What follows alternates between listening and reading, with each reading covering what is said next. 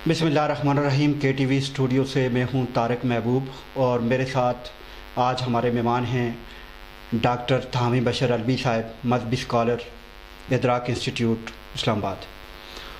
Doctor साहब, चूँकि हमारे यहाँ रमज़ान का महीना चल रहा है तो उस हवाले से चंद सवालात हैं जो आप तक पूछना चाहता हूँ।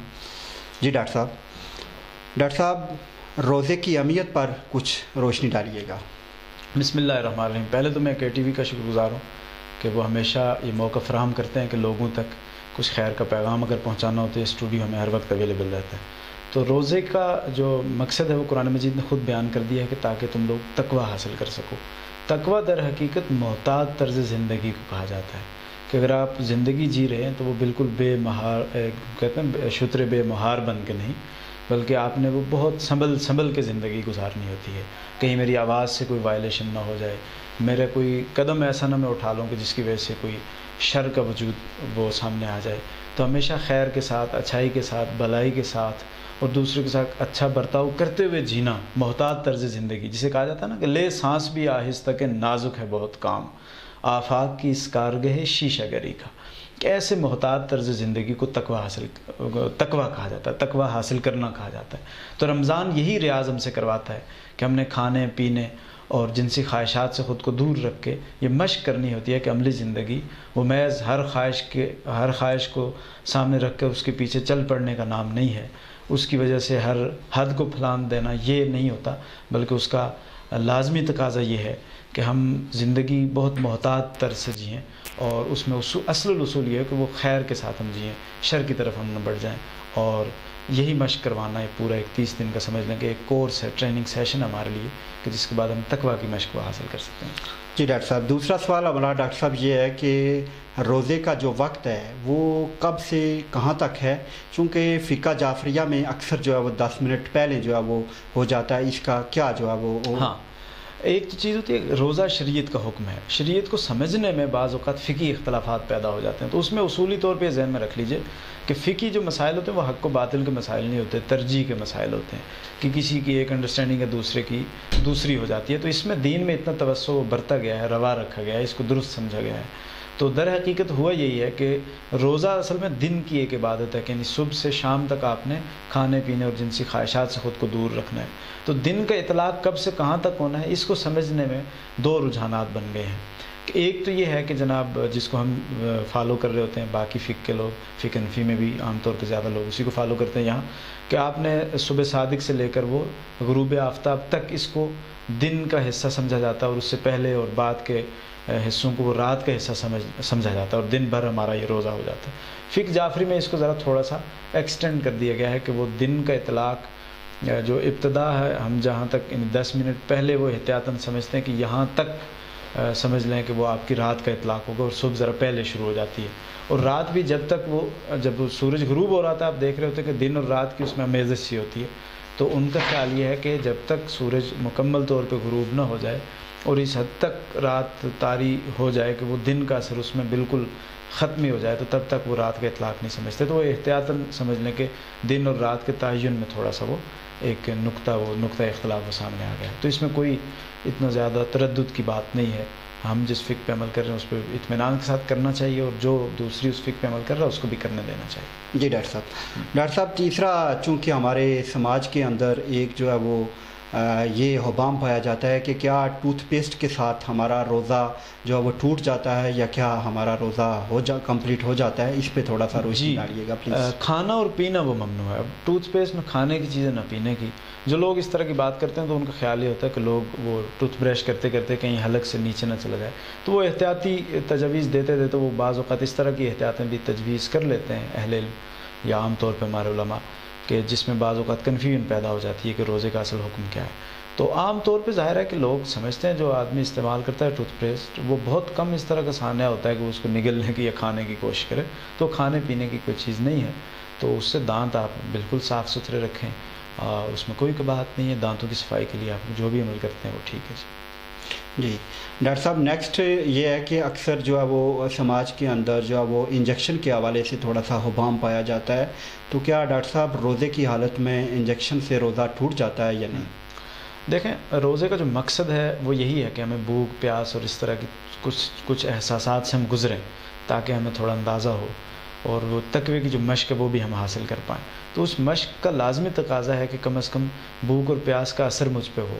انجیکشن اگر آپ کسی مرض کی وجہ سے لگوا رہے ہیں تو پھر تو اس میں کوئی بات نہیں ہے روزے کے مقصد کے لحاظ سے بھی اور اس کی فارم اور باڈی کے لحاظ سے نا، کہ آپ کا روزہ ٹوٹتا نہیں ہے، کوئی چیز آپ نے کھائی نہیں، کوئی چیز پی نہیں، ایک بیماری ہے جس کو دور کرنے کے لیے آپ نے ایک علاج کی درجے کی کوئی چیز کر لی کھائے پیے بغیر. لیکن اگر آپ طاقت کے انجیکشن استعمال کر رہے ہیں یا بھوک پیاس کو مٹانے کے لیے کر رہے ہیں یا اس طرح کی کوئی عمل کر رہے ہیں کہ جس سے آپ کی بھوک اور پیاس کی ضرورتیں وہ پوری کر رہا ہے کوئی انجیکشن یا کوئی میڈیسن، تو پھر ظاہر ہے کہ وہ روزے کے مقصد سے ہٹی ہوئی چیز ہے، وہ الاؤ نہیں سمجھتا میں. ہمیں کوشش کرنی چاہیے کہ اس کو ان چیزوں کی طرف ہم نہ جائیں، اس سے روزے میں فرق پڑ جاتا ہے، اس کا مقصد ہی فوت ہو جاتا ہے. تو جی ڈاکٹر صاحب نیکسٹ ہمارا کویسچن یہ ہے کہ کیا رمضان المبارک میں جو تراویح ہوتی ہے تو اس کو کتنی رکعت، ہم جو ہے وہ اس کو جو ہے وہ 20 رکعت کا کہہ رہے ہیں، کچھ جو ہے وہ اس کو 8 رکعت کا کہہ رہے ہیں، تو آیا جو ہے وہ یہ اصل میں کتنی رکعت ہے اور کیا امت محمدی کتنی رکعت جو ہے وہ پڑھ سکتی ہے؟ جی جو اس طرح کے شدت کے مظاہر میں نظر آ رہے ہوتے ہیں، کوئی 8 پہ اصرار کر رہا ہوتا ہے، کوئی 20 پہ، تو یہ ہمارا سماجی ایک مسئلہ ہے، یہ کوئی دینی مسئلہ نہیں ہے. دین کا مسئلہ یہ ہے کہ اس نے جو چیزیں آپ پہ فرض کر رکھی ہیں وہ بالکل 2 دنے 4 کی طرح واضح ہیں، 2 اور 2 کی طرح، اس میں کوئی کسی سطح کا کوئی ابہام نہیں ہے. تو آپ کے علم میں ہے کہ جو عشاء کی نماز ہے وہ 4 رکعت ہم پہ فرض کر دی گئی. اس کے بعد کا جتنا بھی عمل ہے وہ نفل کے درجے میں ہے، سنت کے درجے میں ہے، اور بھی فقہاء نے اس کی کیٹیگریز بنا دی ہیں. وہ مشروط ہے اس چیز کے ساتھ کہ آپ کے پاس فرض ادا کرنے کے بعد آپ کی صحت اور باقی سارے لوازمات وہ اجازت دے رہے ہوں، آپ کے لیے آسانی ہو، تو وہ آپ زیادہ عبادت کر کے خدا کا زیادہ قرب وہ حاصل کر لیں. تو تراویح در حقیقت اسے قیام اللیل کہا جاتا ہے کہ نہیں شب کو رب کی بارگاہ میں قیام کرنا، اس کے سامنے رکوع سجود کرنا، مناجات کرنا، تو یہ بہت فضیلت کا ایک عمل ہے. تو رمضان میں خدا کے قرب کی کوشش ہر مومن کو کرنی چاہیے. تو چونکہ یہ نفل اور ایک ایسی عبادت ہے جو فرض کے درجے کی نہیں ہے، تو اس وجہ سے اس کی رکعتوں کا تعین شریعت نے نہیں کیا. جو لوگ تعین کرتے ہیں وہ خود کچھ روایات اور کچھ آثار کی بنیاد پہ اپنے تئیں اس طرح کی کوشش کرتے ہیں، جس کی وجہ سے مزید وہ شدت بھی پیدا کر جاتے ہیں. تو جتنی بھی توفیق ہو آپ یہ تراویح کی نماز وہ اتنی ضرور ادا کریں، خدا کے ہاں قرب وہ حاصل کریں. اس کا وقت جو صبح یعنی روزہ بند ہونے تک کا وقت یہ رہتا ہے، سارا یہ عمل قیام اللیل میں ہی آتا ہے. فرائض کے بعد اب جب موقع ملے فوراً ملے تو تب بھی بعض اگر جماعت کا اہتمام بھی اکثر ہوتا ہے، کبھی ہم جماعت کے اس اہتمام میں بھی شریک ہوں تاکہ ہمیں عبادت کی وہ روح وہ بیدار رہے. اکیلے اگر آپ کرنا چاہ رہے ہیں، اپنی مصروفیات کی نوعیت ہے، بعض اوقات اس طرح کی نوعیتیں ہوتی ہیں حقیقت میں کہ لوگ وہ کسی ایک پیٹرن کے تحت وہ نہیں کر پا رہے ہوتے، تو جب آپ کو موقع ملے شب کو تو وہ تراویح کی جتنی رکھتے ہیں آپ ادا کر سکتے ہیں وہ ضرور کریں. اس میں کوئی فکسیشن نہیں ہے، اس وجہ سے ائمہ کا علماء کا اس میں رجحانات مختلف ہیں. جی ڈاکٹر صاحب آخر پہ میں سوال کرنا چاہوں گا کہ چونکہ رمضان المبارک کا مہینہ بڑا ببرکت مہینہ ہے، تو اس میں کوئی ایسا عمل بتا دیں کہ جو رمضان المبارک کے حوالے سے بہت امپورٹنٹ ہو اور اہم ہو. رمضان شریف کو قرآن مجید کا مہینہ کہا جاتا ہے اور بھوک اور پیاس کا احساس کا مہینہ، اس کے تربیتی کورس میں چیز شامل ہے. تو دونوں جہتوں سے ہمیں بطور خاص متوجہ ہونے کی ضرورت ہے کہ قرآن مجید وہ اس دنیا میں خدا کی نیابت میں ہمارے پاس موجود ہے. خدا ہر کسی سے الگ سے کلام نہیں کرتا، اس کا کلام 30 پاروں کی صورت میں قرآن مجید کی صورت میں ہمارے سامنے ہے. ہر مومن کے اور خدا کو ماننے والے ہر شخص کی یہ خواہش ہونی چاہیے کہ خدا کا کہا ہوا اس کی نظر سے گزر جائے کہ اس میں کہی کیا گئی ہے بات، تو اس کے فہم کی طرف ہم متوجہ ہوں. تلاوت کا اہتمام تو عام طور پہ سبھی لوگ کرتے ہیں، فہم کی طرف کم لوگ متوجہ ہوتے ہیں. تو میں اس موقع پہ یہ ضروری سمجھتا ہوں کہ یہ تلقین ہونی چاہیے ہمارے ہر گھر میں ہر فرد تک کہ وہ اس کے فہم سے جڑنے کی کوشش کرے. اور دوسرا یہ کہ بھوک اور پیاس کا جو تجربہ ہمیں کچھ لمحے ہوتا ہے، بعض لوگوں کو یہ تجربہ مستقل رہتا ہے، غربت ہے، افلاس ہے اور اس طرح کے بہت سارے مسائل ہیں ہمارے سماج میں. تو لوگوں کی ویلفیئر کے لیے یعنی انفاق کا مہینہ بھی سکھایا جاتا ہے کہ خرچ کرنے کی مشق ہم کریں. اپنی بھوک جتنی محسوس ہو اتنا زیادہ ہم خرچ کریں، خدا کی مخلوق سے بھوک مٹانے کی ہم کوشش کریں، پیاس مٹانے کی کوشش کریں.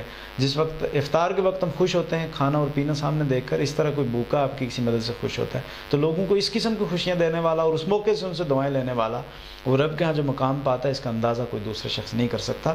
تو انفاق سے بڑھ کر اس میں کوئی عمل نہیں ہے. خدا کی راہ میں مختلف شکلوں میں وہ خرچ کرتا رہے. چن کے ان لوگوں کو وہ ایکسیس کرنے کی کوشش کرے کہ جو ایسے بے بس ہوں کہ جن تک کسی سطح کی کوئی مدد نہیں پہنچ رہی.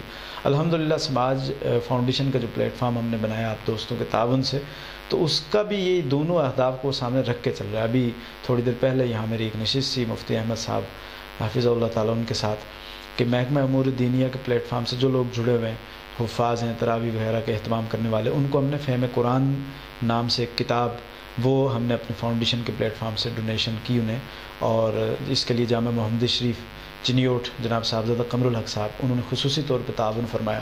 تو اس طرح ہم وہ کتاب بھی اور سیرت طیبہ پہ بھی ایک کتاب ہم لوگوں کو دے سکے, کہ تاکہ قرآن سے اور حضور علیہ السلام سے ہم سچی ایک نسبت رکھ سکیں, شعوری نسبت رکھ سکیں. دوسرا ہم نے ویلفیئر پروجیکٹس بھی اس طرح شروع کر رکھے ہیں. بہت سارے ہمارے دوست اپنے تئیں یہ سارے کام کر رہے ہوتے ہیں, تو یہ دونوں کام کرنے کے ہیں جنہیں بھرپور طریقے سے ہمیں کرتے رہنا چاہیے. ڈاکٹر صاحب بہت بہت شکریہ, آپ نے ہمیں آج کے ٹی وی اسٹوڈیو میں ٹائم دیا. تو ناظرین, مذہبی حوالے سے اور رمضان المبارک کے حوالے سے جو بھی سوالات ہوں کمنٹس باکس میں ہمیں انفارم کیجیے گا. آج مجھے اور میری مہمان شخصیت کو اجازت دیجیے. وسلام.